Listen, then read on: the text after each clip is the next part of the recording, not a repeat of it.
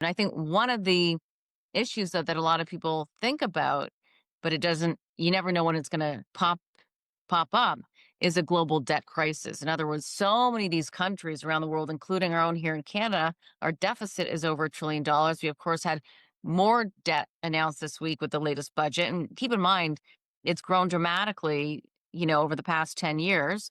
And the question is, and that's in many countries, this, inordinate amount of growth of debt, global country debt, right? And so the big question is, what will the next financial crisis look like?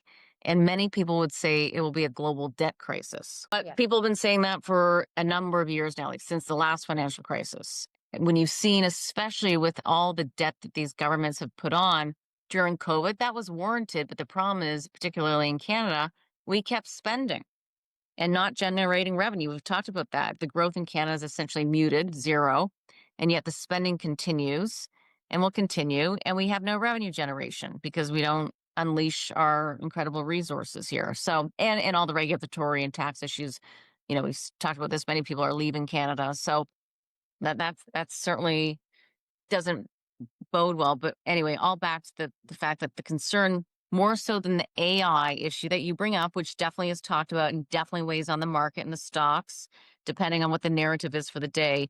I sometimes do worry about more of a debt credit crisis than Yeah. an AI crisis.